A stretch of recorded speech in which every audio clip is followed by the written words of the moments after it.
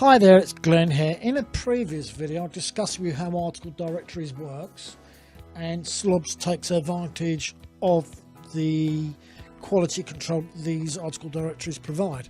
So how does SLOBS work? Just as a very brief recap, we have article directory 1, so I've simply replicated it here.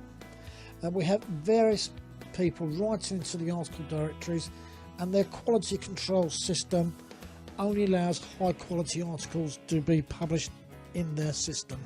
And if you want to know much more detail about that, then I do have a separate video if you haven't seen it already.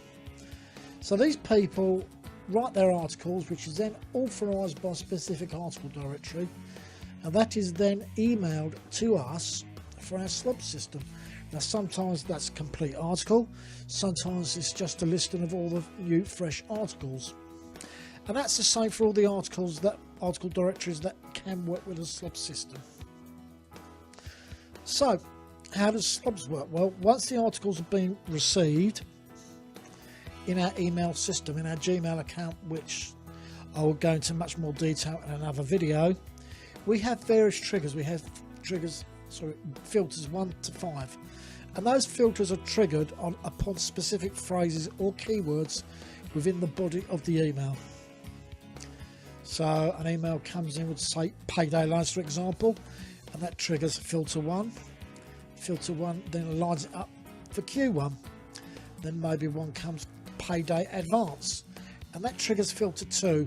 Again, that will queue it up for Q1. So we might have, say, 4 for payday loans, 2 for cash advances, for example, which will give us then 6. Now we will then process the queues and then use the software that I provided to email the articles, the full quality article, into a specific blog which you've already set up in a specific category, along with various other parameters. And as you can see here, we may well have, say, filter 3 splits into 2 separate queues, Q2 and Q3.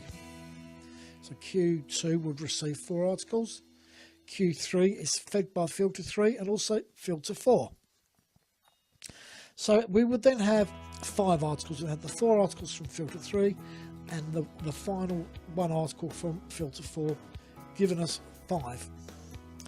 And then we have filter 5, again for a completely different blog. In this case, filter 5 sends to Q4, and that may well have, say, 6 articles. Now this isn't in a day, this is probably over the course of about 3 or 4 days.